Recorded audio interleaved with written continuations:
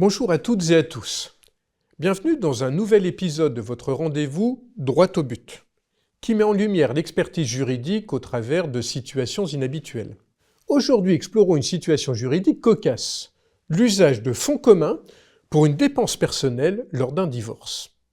Imaginez, lors de la liquidation de leur communauté, Madame X apprend que son ex-époux, Monsieur X, avait utilisé des fonds communs à hauteur de 4 000 € pour l'achat de bijoux offerts à sa maîtresse. Madame X souhaite savoir comment cette dépense doit être prise en compte lors du partage des biens. Regardons d'abord quel est le droit applicable. Ici, c'est l'article 223 du Code civil auquel nous ferons référence. Cet article prévoit que chaque époux dispose librement de ses gains et salaires après s'être acquitté des charges du mariage. Sur ce fondement, M. X aurait donc pu utiliser cet argent comme bon lui semblait. Cependant, l'article 1422 du Code civil interdit à un époux seul de consentir une donation portant sur des biens communs. Puisque les gains et salaires font partie des biens communs, la question qui se pose alors est la suivante. L'article 223 constitue-t-il une exception à cette règle ou doit-il être interprété avec la limitation de l'article 1422.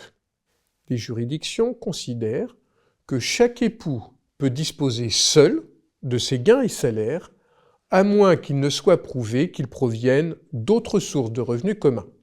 La présomption veut donc que M. X était en droit de faire cette dépense.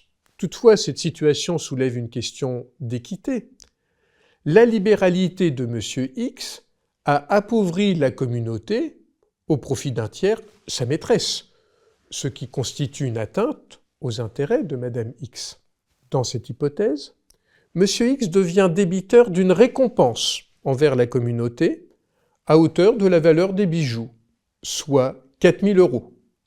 Ce montant devra être pris en compte lors de la liquidation du régime matrimonial afin de rétablir l'équilibre patrimonial. Pour conclure, bien que M. X ait eu la liberté d'utiliser les fonds communs pour cette dépense, la loi prévoit une compensation sous forme de récompense pour réparer le préjudice financier subi par la communauté. Cette analyse vous intéresse? Suivez notre actualité pour ne rien manquer des prochains épisodes de Droit au but. Portez-vous bien.